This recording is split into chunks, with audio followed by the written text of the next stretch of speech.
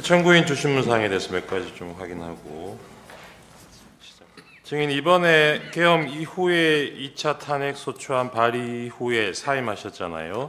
그렇습니다. 네. 이 사직서는 국무위원 중에 증인만 제출한 것입니까? 아니면 다른 국무위원도 일괄 제출한 겁니까? 그 계엄 선포 다음 날 총리님 주재로 저희 국무위원들 간담회가 있었습니다. 거기서 일괄 사표를 제출하냐 마냐 갑론을박이 있었고요. 네. 그 자리에서 결정된 것은 총리님께 모든 것을 위임하자 이렇게 됐었고 개별적으로 사표를 제출한 사람은 없는 것으로 알고 있고요. 네. 저 같은 경우는 탄핵 소추가 발의가 되었고 아까 말씀드린 주신문에서 있었던 것과 같은 상황이 있어서 제가 사표를 제출했던 것으로 알고 있고 개별적으로 사직서를 네, 제출한 그렇습니다. 분은 증인만 그렇게 한 것으로 알고 있다는 제가 알기로는 그렇습니다. 네, 알겠습니다. 주신문에서 대통령이 계엄 선포 이전에도 국무회의에서 아까 뭐 모두 발언 말고 공개되지 않는 그 마치는 발언에서는 뭐 이런 얘기들을 하셨다 그러면서 그 중에 이재명 대표에 대한 수사가 진행 중인데 관련 사건 특검법을 통과시키니 거부할 수밖에 없다. 이런 얘기도 하신 것으로 지금 대리인께서 물으실 때 그렇다고 대답을 하셨는데 이재명 대표 수사 관련해서 관련 사건 특검법이라는 게 뭔가요? 이재명 대표에 대한 수사를 못하게 하는 특검법안이 있었습니까? 뭐 그 자세한 내용은 모르겠는데요. 아까 말씀드린 바와 같이 그거 모르시면서 뭐 아니요. 그렇다고 맞다고 대답을 아니 하세요. 정확히 들어보십시오. 국무회의 후반 그다음에 다른 행사의 환담회 전후 그다음에 네. 오만찬에서 그런 취지의 말씀을 하셨고 그 대통령께서 어떤 취지로 말씀하셨는지 제가 잘 모르죠. 그게 지금 대리인께서 말씀하시는 부분에 대해서 지금 아시기로는 그런 특검법안이 있었습니까? 잘 모르겠습니다. 저는 증인 도착하셨을 때 국방부 장관이 있었고 법무부 장관 미리 와 있었죠. 그렇습니다. 그리고 국무총리도 와 있었고요. 네. 그 한 7명 정도 모인 상태였던 것 같은데 그때가 한 8시 40분? 아마 8시 40분 조금 지난 시간이었을 겁니다. 이 7명이 증인도 마찬가지 증인 포함해서요. 이 7명이 이날 국무회의를 한다고 알고 온 사람이 있었습니까? 다른 분은 잘 모르겠고요. 네. 저는 국무회의를 한다고 간 것은 아닙니다. 그렇죠. 네. 그리고 여기서 뭐 이 단계에서 이 시점에서 다른 국무위원들 마저 도착할 때까지 국무회의 정족수 채우기 위해서 그거 기다리고 있던 상황도 아니죠. 맨 처음에 대통령 집무실에 모였을 때는 그렇습니다. 그렇죠. 네. 그 나중에 국무총리가 한덕수 총리가 이거는 뭐 누군지는 모르겠지만 국무회의 거쳐야 되는 거 아니냐는 얘기가 나와서 그때 나머지 국무위원들 부르기 시작한 거고 그 이전 상황에서는 이거 국무회의 전제로 뭐 다른 국무위원들 기다리고 있거나 이런 상황은 아니었던 거죠.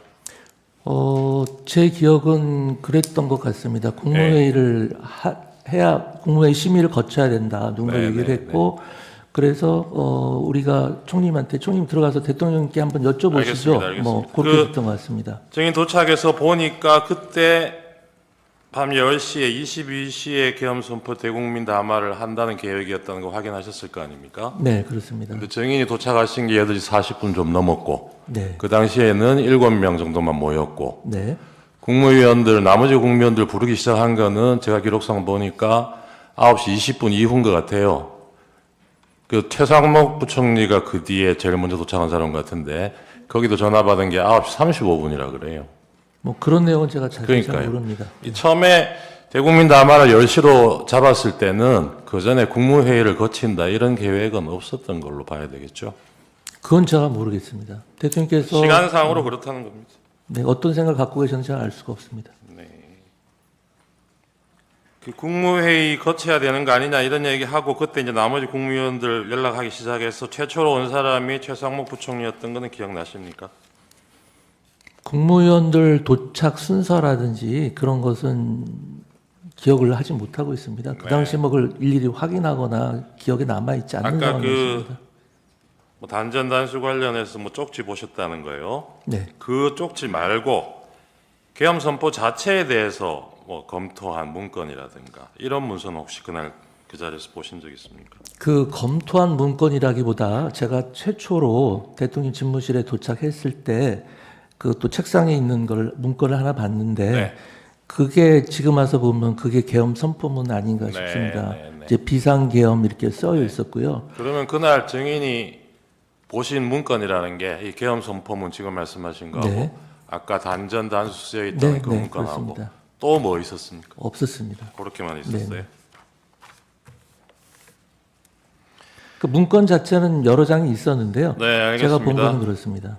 그 국무위원들이 뭐 만류하는 국무위원들이 많았지 않습니까? 네. 그죠? 증인도 그러셨다는 거고 네.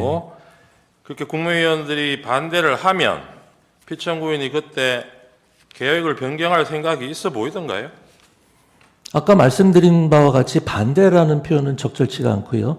저희들이 이제 그 만류를 하면 네네 만류를 하면 모르겠습니다. 저희들은 어쨌든 너무 정무적인 부담이 클 것으로 국무위원들은 대체적으로 다 그렇게 생각을 했고요. 네, 그 만류하면은 뭐 만류할 수도 있겠다고 생각했는데 네. 대통령님이 다 고려를 하신 사항이고 네, 알겠습니다. 아까 31방에서 피청구인 대리인께서 증인이 도착한 8시 40분부터 선포하러 피청구인이 회의실 떠난 22시 22분경까지 마치 뭐 1시간 44분 동안 국무회의가 개최된 것처럼 이렇게 물으셨는데 실제로 정족수 채워져서 대통령 내려갈 때까지 시간은 5분이죠.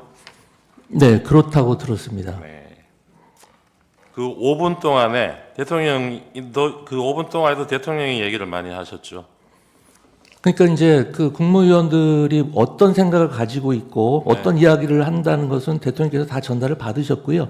그 자리에서 처음에도 뭐 한번 대통령 제고해 주십시오 이런 어쨌든 정도 이걸 얘기가 뭐 있었던 것 국무회의라고 같고요. 볼 수 있을지는 모르겠는데 국무회의라고 볼 수 있다고 치더라도 네. 5분이잖아요. 네. 그 5분 안에 대통령이 자기 생각 설명하고 국무위원들 그렇습니다. 어떻게 생각하는지 의견 말해보라고 기회를 준 적이 있습니까? 그렇지는 않고요. 아까 말씀드린 바와 같이 국무위원들이 모였을 때 그 네. 우려의 목소리를 다시 한번 알겠습니다. 전달을 했고요. 지난번에 대통령께서 말씀을 김영현 하신 증인이 여기 겁니다. 나와서 증언하신 내용 중에 증인 관련된 부분 증인도 들으셨을 거예요. 네, 들었습니다. 행안부 장관한테도 그 문건을 작성해서 줬다고 얘기를 했습니다. 줬다고 이 김영현 증인이 잠깐만요. 얘기한 이 아니 문건이 잠깐만요.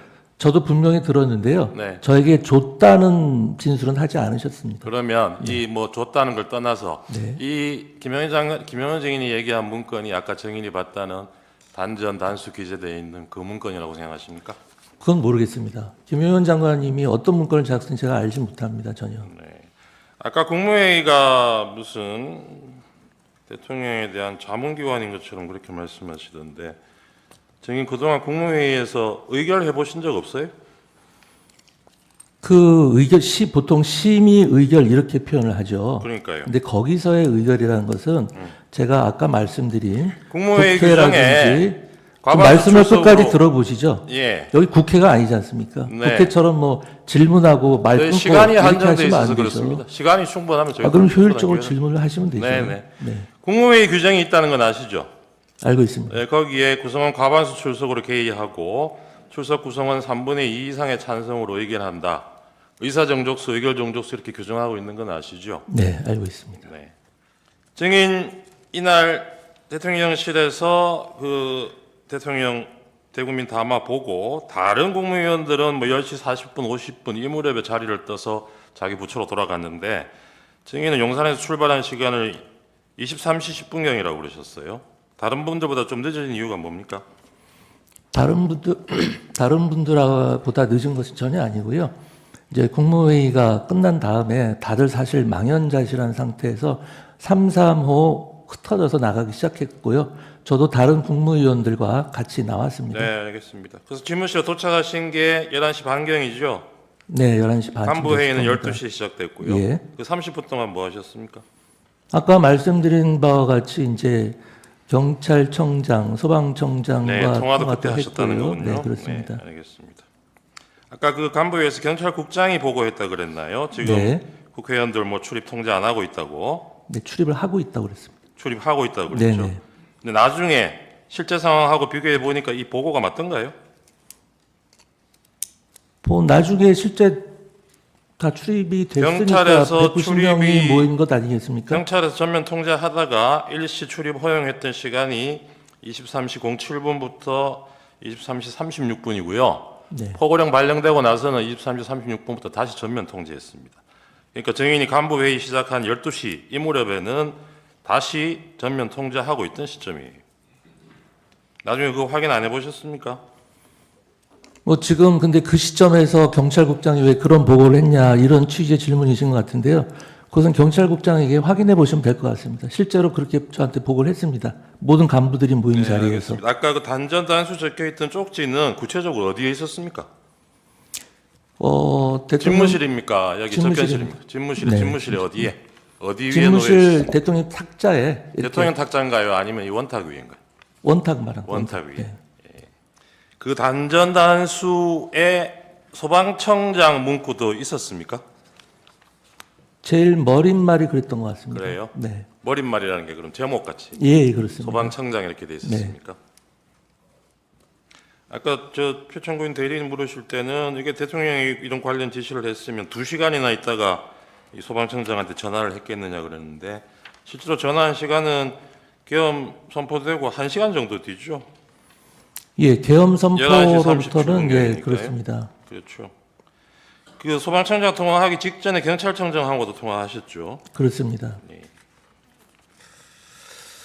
아까 거기에 적혀 있던 장소 MBC 여론조사 꽃 기억나십니까? 네. 또 뭐 있었습니까? 한겨레, 한겨레도 경향신문, 있었던 것 JTBC 같고요. 맞습니까? 뭐 대충 그 정도였을 겁니다. 예, 이런 장소에 아까 출동 안 한 걸로 알고 있다 그러셨는데요. 네. 다른 데는 몰라도 MBC하고 여론조사 꽃에는 계엄군이 출동을 했죠.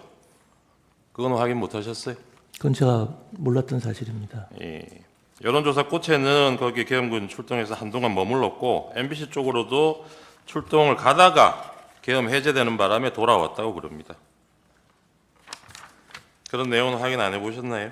네, 그런 거 잘 모릅니다. 그리고 증인 그 다음 날 대통령하고 통화하면서 즉석 해제 해제건이 즉석에서 받아들인 거 정말 잘하셨다 이렇게 얘기하셨다 그랬잖아요. 네.